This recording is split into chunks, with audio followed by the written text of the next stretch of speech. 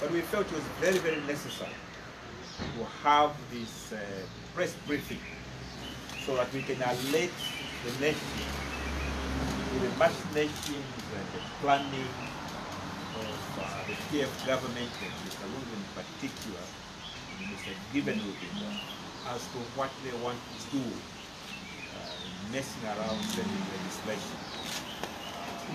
Today addressing us here will be my two colleagues here. The main presenter will be the president of NAREP, who is the vice chairperson of this opposition alliance, Mr. President Elias Chipimo. He's also responsible for legal matters within the alliance, because he's a lawyer, he's a prominent lawyer. Supporting him after he has presented will be our colleague, President for UPNB, President Hakainde Hichilema.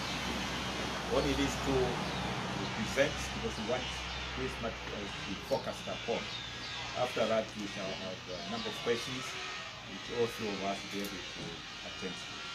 So without further ado, I call upon President to address us. Chairman, with your permission, may I sit down or do you want me to stand up? I think if you are comfortable, you can adjust the... I hope that's okay for the media. Chairman, thank you very much for the introduction. Welcome, members of the press, to the NAREP Secretariat, where we are hosting an impromptu press conference on behalf of the Opposition Alliance. And I'm delighted to have my two very dear and esteemed colleagues with me, our chairman, President Charles Minuku, and President Hakainde Hichilema. I want to just start by reiterating what the chairman has just said about the absence of some of our members, not because they don't want to be here, but we have various other activities going on, not least of which is the issue involving one of our alliance partners, Partners for Economic Progress, PEP, and their president, Sean Tembo, who, as you all know, is still in police custody, having been detained for more than 48 hours and denied his constitutional right to freedom when he should have been granted a police bond yesterday, which was actually granted and revoked. But I think what is significant is that as a nation, today we are mourning and burying the late Brenda Mthemba. This was a dedicated and selfless individual who served with the utmost professionalism and esteemed and excelled in her profession as a police officer. And she exemplifies the kind of attitude that our different professions right throughout the civil service should adopt when they are tasked with the responsibility of serving this nation. So we want to uphold her memory, and I want you just to keep her in mind as we deliberate on the issues which we have come here to talk about today. I am going to set out really the broad framework, and I'll be assisted by President Hichilema, who will also capture some of the issues and go into a little bit of depth on these issues. I want to cover the bill that has been referred to, the National Dialogue Constitutional Electoral Process, Public Order and Political Parties Bill of 2019, which the Minister of Justice is proposing to set before Parliament. I want to state from the outset that this bill, and specifically the process that is being adopted by the Patriotic Front through Honorable Given Lwinda, and I want to be clear about this. What he is attempting to do is illegal, ill-conceived, ill-intended, designed to deceive the Zambian people, and quite frankly, cowardly. You can see this from the various issues that we are going to outline as I do the presentation, and as President Hichilema does his presentation. We can start with the composition. You only need to look at the bill itself to identify that this process has been deliberately stuffed with public officials. So out of the 30 to 40 people that will make up this so-called forum, a significant number are civil servants. And as you know, if you are a civil servant, you can't really be expected, especially under this current administration of the Patriotic Front, to voice an opinion which might not favor the master's voice. We've seen this with the behavior of certain officials in the civil service, certain officials within the police service, that due to no fault of their own, they're simply looking at their own survival. They are having to respond to instructions given to them unofficially and illegally by so-called superior individuals within the ranks of the civil service. So for example, there are representatives from the Office of the President, the Judiciary, the Defense, Home Affairs, Higher Education, Commerce, Trade and Industry, Local Government, Anti-Corruption Commission, the list goes on. Now can you really expect that with the composition of individuals that are on the government payroll and that understand the way this particular Patriotic Front administration operates, that they will be free to express their true views on an issue as fundamental as our constitution and the electoral reforms and how political parties operate in this country? It will not be possible. The PF knows this very well, and that's why they have designed this process fraudulently to give the impression that somehow they're trying to develop a broad consensus by engaging NGOs, civil society, and other representative groups. It is a sham, and as I said before, it is also cowardly. The process should really involve consensus building first, and my colleague and dear brother, President Hakainde, will speak a little bit more to this issue. The second point, I'm moving on now from the composition, is that the act actually breaches our fundamental freedoms as citizens of this nation. If you examine sections 17 and 18 of this proposed bill, it's actually making it an offense to undertake certain activities which would show that we are objecting to what the forum is intended to achieve. So, for example, if President Hichilema, who has representation through the UPND in Parliament, has a meeting or issues a statement requesting that his members do not participate in this fraudulent process, he will be guilty of an offense under this proposed bill. That's how serious this is. If Elias Chipimo decides to speak out against anybody participating in this process, I can do it now because it's not yet an offense. But once this bill is enacted, that could constitute an offense. The police can come knocking at my door on the instruction of somebody like Mr. Campion on the basis that I have breached the provisions of this fraudulent statute. That's how serious this is. Why does this constitute a problem? Well, for the obvious reason that you are now stifling any alternative views over a fundamental document which is going to impact the lives of each and every one of us.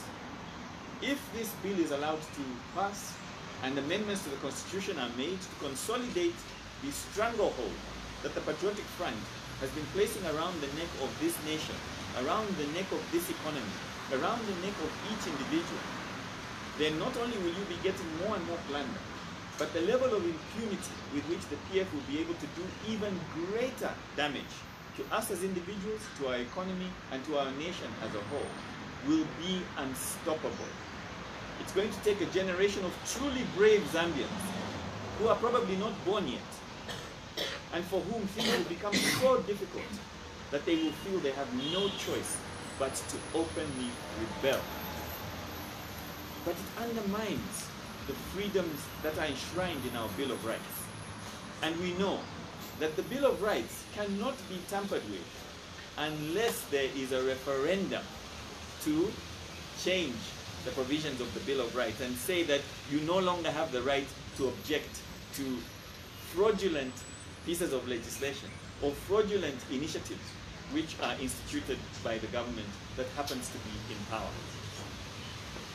I just want to make one additional clarification on this point of Bill of Rights. There may be some people out there who believe that because the referendum never took place around the new constitution, or the amendments to the constitution, that somehow the Bill of Rights fell away. That is not the case. The Bill of Rights can only ever be changed if there is a referendum. So Part 3 of the Constitution remains fully and firmly intact. And it is the basis upon which I am speaking to you today and calling this bill fraudulent and this action by the PF cowardly, because they don't really want to engage the people. Illegal, ill-conceived, ill-intended, designed to deceive, and cowardly. Thirdly, the timing. You can see that the intention here is to rush through the back door an amendment to the Constitution. The time frame that has been stipulated for the forum to convene is 10 days, and that this period can be extended by the minister by statutory instrument. Now, what could be more fraudulent than that? It's clear that they already have an agenda. It's clear that they want to create the impression that they're trying to build consensus. It's clear that they're trying to reintroduce the Sheng Zambia Center for Inter-Party Dialogue process. They are trying to remove the church from this process and relegating them to mere attendees. This is not right, and it must not be supported. It must be rejected by every right-thinking Zambian. The fourth point is that this process wants to tie the parliamentary opposition and to take away any powers that they have to protect the interests of the Zambian people. It's time that we Zambians stood together.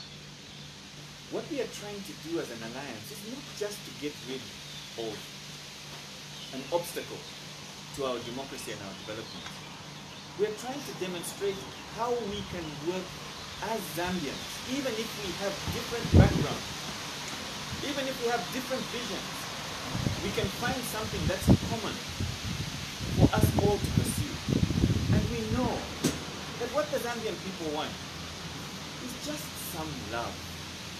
They want to know that their leaders care enough not to want to steal from them, not to want to imprison them when they challenge the theft and the corruption that is taking place.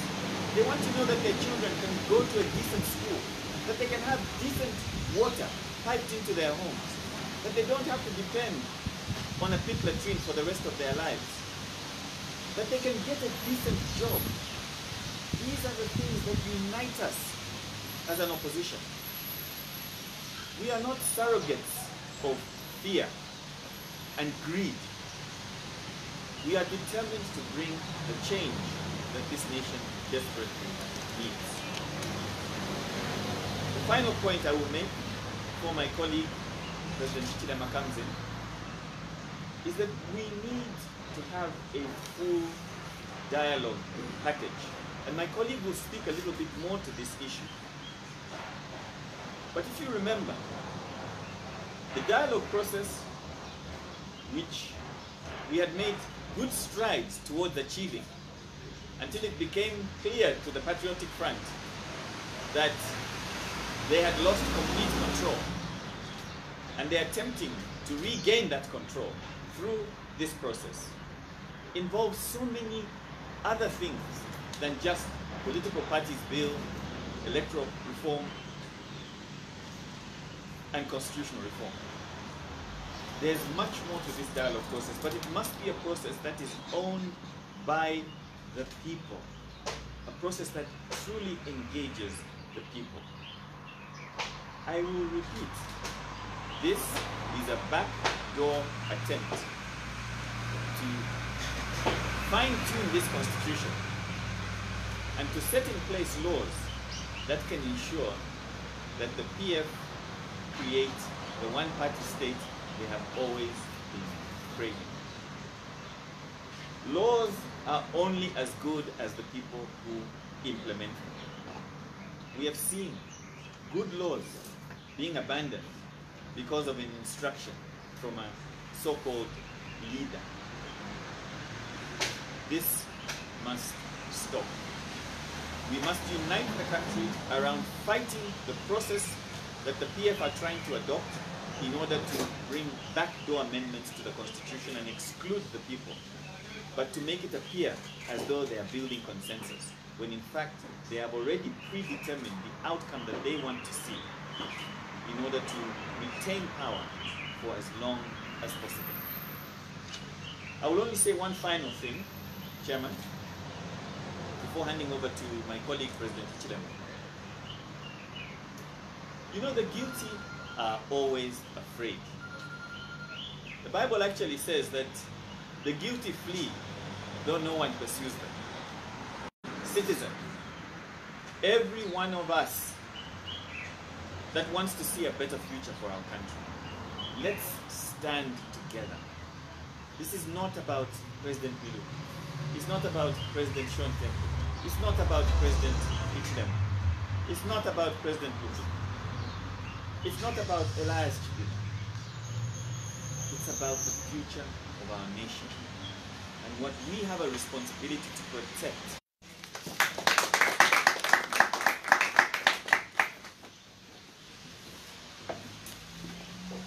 Thank you, President Chibila. Now over to President.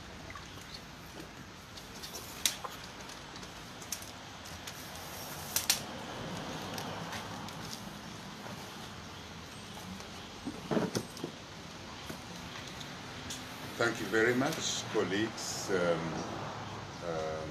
who are here from the media, and thank you, Chair, and thank you, our other Chair, the UPND, and our teams that are here, Chairman, Information, Secretaries that are seated over there for the Alliance. I just want to continue where my colleague left it. I think he has covered, and thank you once more, Chair, for making this possible, Chair of the Alliance, because we will be having such encounters when it's necessary, even with limited notification, because we must be on duty 24/7. We should not go to sleep. The guys in PF are not sleeping, looking at ways of manipulating our people, bringing anguish to our people, bringing hunger in their homes, while they lavish in untold luxuries never seen before by people who never had anything before they went into office. We all know it. By people who are buying, you know, $400 million jets when we have no food in our homes. So my call to you, in addition to what has been said and why I'm thanking the Alliance Chair, is that be ready 24/7 at any time. So continuing where my colleague left it, let me spend a bit of time in telling the story that has been told, why we should reject this process. Why we should reject this process as a nation, not as an alliance, not as UPND, ADD, but as a nation. The critical issue about constitution-making process is consensus, is bringing the nation together.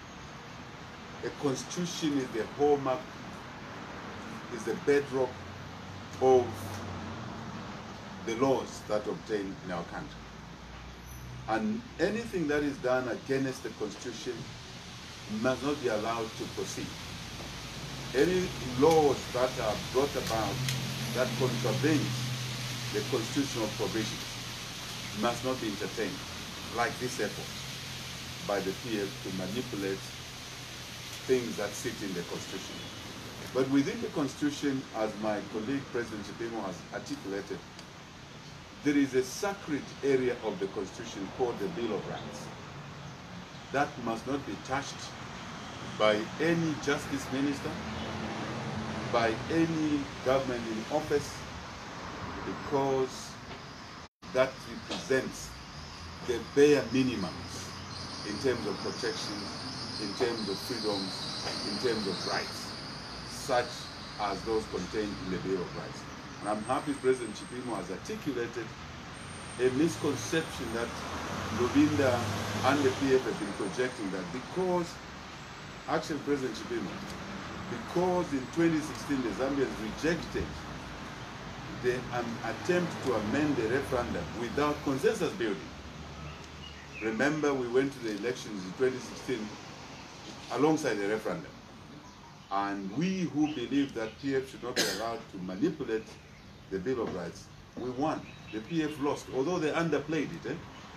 And that also tells you something. Those of us who campaigned against that referendum won. How is it that the people who campaigned for the referendum would win an election? Because it's the same people who went to vote. We were on the side of rejecting what PF was trying to do. They were on the side of supporting. They lost, although they did not want to review the figures, by over 80% again. So it also tells you something that they're hiding, that they lost an election. But that's for another day. So why did we in 2016 reject PF's underhand methods? It's very clear, because there was no consensus. And that's why today we're having this press conference. Why we are asking the people of Zambia not to forget what we did not long ago, 2016. So therefore, we expect that anything short of consensus building must be rejected yet again, because it's the right thing to do. The PF now have demonstrated without any iota of doubt that, again, they want to manipulate the process. We want the PF not to circumvent the dialogue process. The dialogue process that is led by the church mother bodies. The dialogue process that we all agree as a country that is to bring about consensus. And that consensus will lead us into amending the Constitution. Please hear me out. That consensus, through the church-led dialogue, will lead us to amending the Constitution. Now, PF doesn't want consensus. Let me illustrate a little bit. The PF had agreed to the Commonwealth-led consensus building process. They ran with it, we ran with it. When it was now time to get to launch the Commonwealth-led consensus building process towards many things, and I'll talk about it, the PF walked away. All of a sudden, they called the Commonwealth as a foreign entity. All of a sudden. And they duped a number of Zambians that truly Commonwealth was a foreign entity. How can Commonwealth be a foreign entity? Our own creation. We are signatory to the Commonwealth Charter. The Commonwealth is our child. We as Zambia is part of the parentage of the Commonwealth. Using their arguments, it means that SADC is a Commonwealth entity. So why is Mr. Lungu sitting as the chair for defense, politics and security on a foreign entity called SADC? It means African Union is a foreign entity. It means the UN is a foreign entity. In the definition of the PF, all that they did to reject a consensus building process through the Commonwealth dialogue, national dialogue and reconciliation process. We lost a year. Quickly, they began to bring an argument of ZCID to lead the dialogue process. We lost 6 months. maneuvers of the PF. Then we all moved to the church-led dialogue and agreed, after some debate, that the church must lead the dialogue, because we're a Christian nation. So some people claim to be Christians, but deep down we know that it's just camouflage. There may be other things. I think many of us know what they are. But that's not the point. We agree the church must lead. We start the processes. The church even launched the dialogue process. Surprise, surprise, PF started maneuvering around. And where are we now? They are trying to discredit the body of Christ. That's where we are. They are trying to say, using their surrogates, of course, most of whom are known, to argue that the church has no credibility to lead the dialogue process. If there's anybody in this country that has credibility to lead the dialogue process, it is the church. It is not the ZCID. It is the Board of Christ, represented by ZCCB, Zambia Conference of Catholic Bishops, joined together with EFZ, Evangelical Fellowship of Zambia, with CCZ, the Christian Council of Zambia, as church mother bodies. We all know their credibility, their history. We all know what they've done in the past in terms of their experience to lead us through one of the most difficult times, which was to transit from a one-party state under the President Kaunda, the then President Kaunda, into a multi-party state 2 years ahead of the elections. The elections were scheduled for 1993. We had the elections in 1991. The church led us through a very difficult process. Only the church could have done that. Today the PF are saying the church is this, is that. Even to go to an extent of discrediting the church that they are corrupt. It's disgraceful. All in the name of running away from the dialogue process based on consensus theory. I want to say to you, we stand by the position that the church mother bodies are the right ones to lead the dialogue process.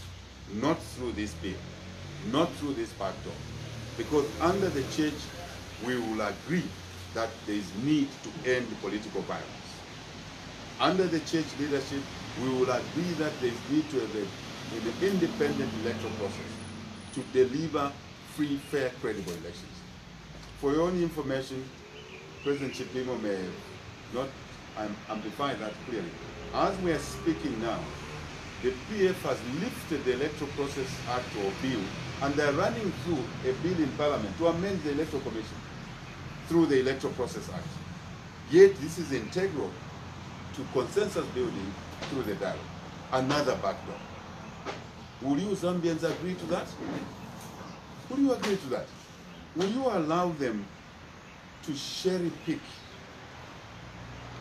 to do it piecemeal? We shouldn't.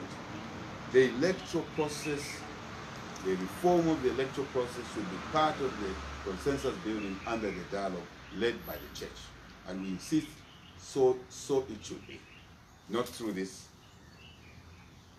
backdoor process. Please, Banabayesu, Mweba Nani, Nobe Nzuma, citizens of Zambia, Antwam Zambia, Tichenjere, we have a tyrant here wanting to sneak things while you sleep at night. We should not agree to that. So we suggest that even the current electoral bill on the floor of the House must be withdrawn forthwith and be part of the package of the dialogue process led by the church and consensus building. The police, we want a professional police service. We don't blame the police with what they do. It's what they do under instructions, political instruction. We want to end the abuse of the public order, which leads us to violence. We've talked about it. We want to see the end to abuse of state resources, where one individual can spend $400 million for a private jet in a country where Zampos workers have not been paid for 6 months. My dear friends, fellow citizens, in a country where public sector workers have their salaries delayed every month on end, and someone goes and spends money worth $400 million, the argument is that he needs comfort to stretch his legs when he's on the plane. What is more important, to stretch one person's 2 legs or to stretch the legs of 17 million Zambians? You're talking about 34 million legs. 17 million Zambians have 34 million legs. One individual wants to stretch 2 legs and spend $400 million.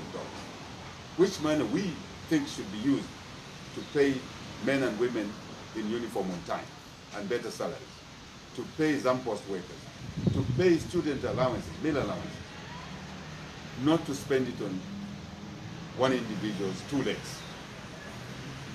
Disgraceful, shameful. The Zambians must open their eyes and ears. That's what we are standing against. Look at the issues affecting universities, the strikes you are beginning to see now. Workers not paid on time. Those who were retired 10 years ago are not paid. And surely one man spent $400 million to stretch his 2 legs. Where are the priorities? Where is the seriousness in our country? Nakuna, kulibe, takwala. Now we want to give them another window to abuse state resources. And that takes me to the thing that the National Dialogue under the Church must deal with: abuse of public resources. Massive corruption we've never seen in the history of our country. We've never seen these levels of corruption in the history of our country. Now someone wants to institutionalize it, to legalize it, and send people like me to jail for standing against what they want to do. I want to say this is something I'm prepared to go to jail for. We are prepared to go to jail for. We've been discussing it. But we do that to protect the interests of 17 million Zambians. And we have no shame, we have no fear. But why do you fear if we are not afraid? We're standing for you. Even you, remove that fear. Please, institutions are broken. They've been broken by the PF. So that is what this is all about. Let me give you a small illustration. In 2016, while most of us Zambians were sleeping, PF made a similar argument and amended the constitution. Maybe you've forgotten already. In January 2016, the PF amended the constitution via a similar route. Have you forgotten? What do we have now? We have a constitution with lacunas, all of them. They did exactly what they're trying to do now. Why should we allow them to do something just they did 2 years plus ago? And today you have a constitution that you can't even, which doesn't talk to each other. This section doesn't talk to that section. It was a PF. They did it only to enhance their electoral chances, to manipulate the 2016 elections. Now we want to allow them to do that again. Basically, at a cost to all of us, at a cost to orphans, to school children, at a cost to public sector workers, at a cost to creating no jobs, at a cost of a debt mountain, which we warned about. Now we are in a debt crisis, triple crisis: a debt crisis, a liquidity crisis, a credit crisis. We are gone. We want to preserve this country. It will be difficult to rebuild it, but we as a team are equal to the task. But we need the support of Zambians to do that. So I can say a lot more things. It is not necessary, but simply to conclude that what President Chipimo has said is correct. You can't have this process that comes now before consensus. After we have consensus through the church-led dialogue, we can then come to a bill like this to now legally reinforce the content we'll have agreed during the consensus building process of the church-led dialogue and give it a legal backing so that All those changes we make will go to Parliament, and Parliament will just enact. Now we're doing it upside down. We should not accept that. People of Zambia, we look up to you. We are available to provide the leadership within an environment of fear. But the power belongs to people. The power belongs to millions, 17 million of you. And when you decide that you don't want this process, you work together, this will not happen. So PF, be alerted. Stop this manipulation now. Stop this bill now. I have not touched the issue of a political party bill where they want to restrict us from conducting ourselves in a democratic way. But they've sneaked it in here. Political party bill, Public Order Act, electoral process, constitution. They are referring to the Siabonga seminar to manipulate us. We say no. Let us stand together. I want to encourage ourselves in the alliance. Sean Tembo is in detention today. He will come out. But we should not fear as individual leaders. This is a time when our leadership, abilities, fearless leadership is required. Then the citizens will be able to emulate us. So encourage ourselves to remain strong, encourage ourselves to move on, and it's a worthwhile exercise. But the ultimate call is up to the people of Zambia, yourself. The chairman of the alliance, thank you very much. President Chipimo, thank you very much, sir. I think we have told the story. It's left to Zambia, sir.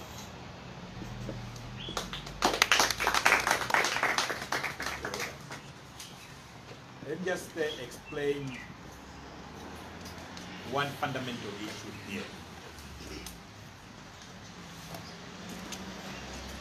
The PF and Mr. Lungu want to mess up the constitution in this country for their own benefits.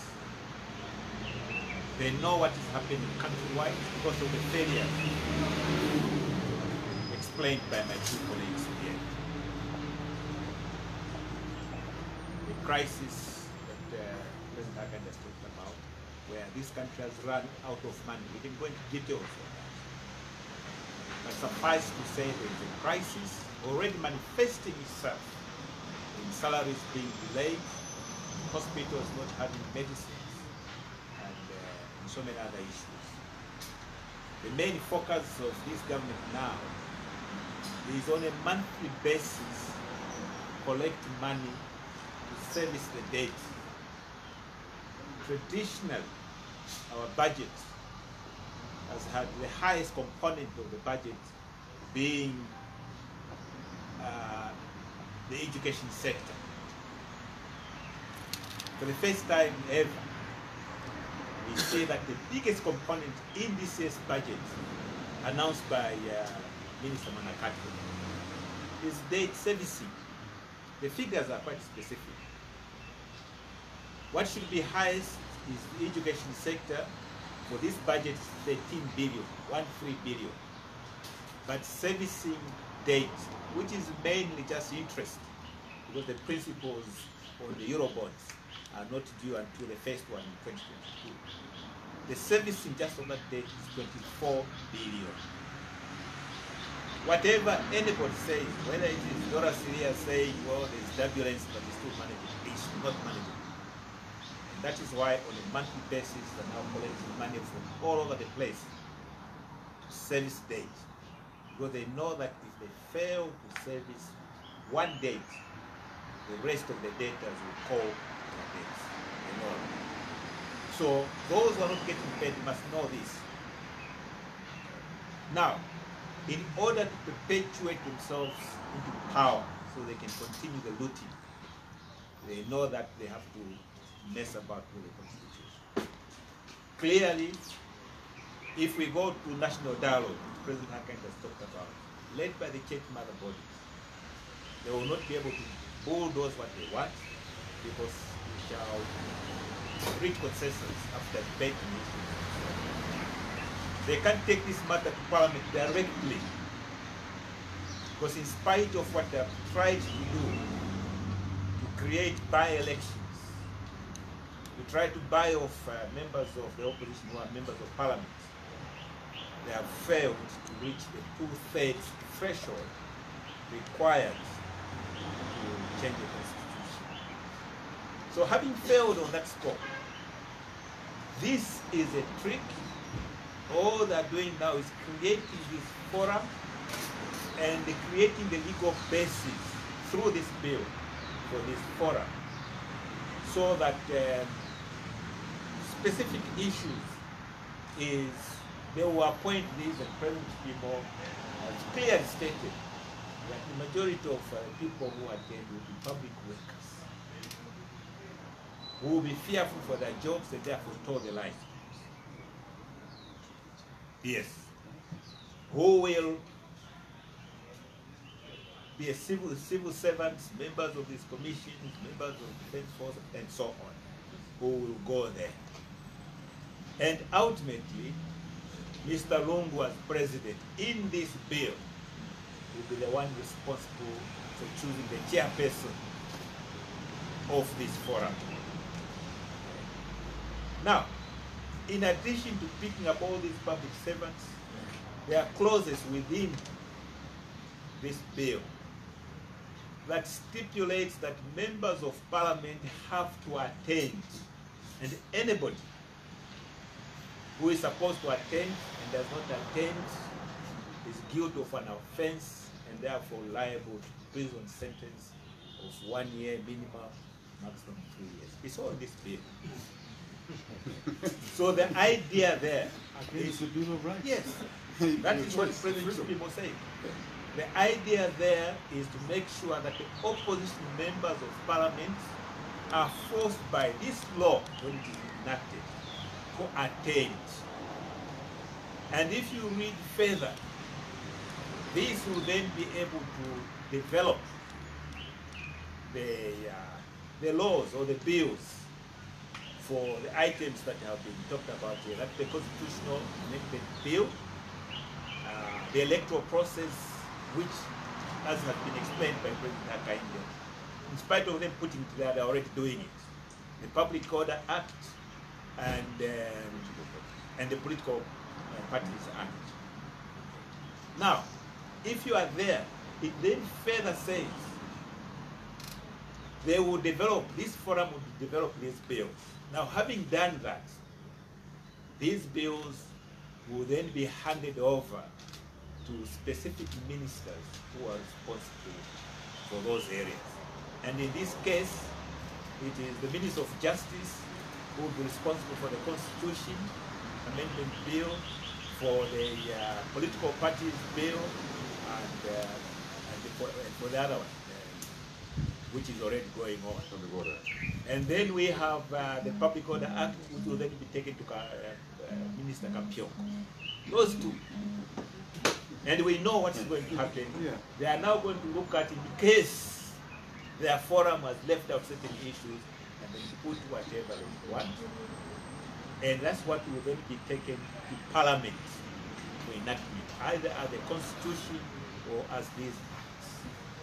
Now put yourselves now in the position of members of Parliament who are in the opposition, who are opposed to this. The law will have forced you to attend and be part and parcel of developing these bills.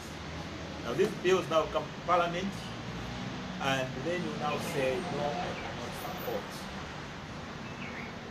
That is to tie down our members of Parliament.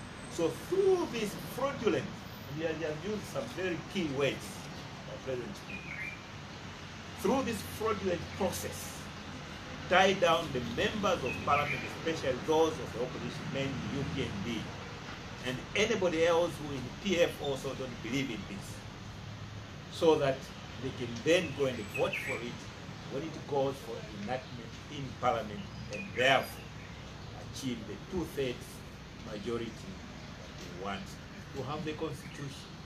What is going into this forum are not specific articles and clauses in the Constitution. We wait to see exactly what it is we're talking about. We have heard rumors of, oh, no, anybody who has stood for elections for so many times should not stand in an election, targeting this humble servant here.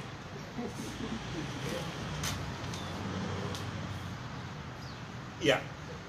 We hear rumors that all of a sudden Zambia has benefited so much from President Lungu that they want his term of office to be extended to 7 years instead of 5 years. This is disaster. These people you see here, President Tim, President Hakainde, myself, and the others, President Chishibakambui, Tembo who is in detention, Rukuku and others, Swal. I want the Zambian people to recognize the special bravery and loyalty to this country that they are demonstrating. It's not easy as member of the opposition. On a daily basis, we are receiving threats of being arrested, threats of being killed, but in spite of that, we are saying our lives will be worth more if we stand united for this country. It is very possible to correct this country, but we need independent minds, people of integrity, to start sorting out this country. What we have in government, people of no integrity. You cannot have a minister with trunks of money in their houses, so on. You cannot have that situation when we can't pay our own students. Educating our students is not the responsibility of parents alone, and so on. It is part of what is called succession plan within a nation. If you don't educate your young ones, as a nation, your future is dead. Because we are going to phase out, we need people to come properly educated. And that is why most of us who are sat here, we have free education by the unity government. They want to curtail this, so only their children can afford to go overseas and so on. So that is the bravery that my colleagues here are displaying.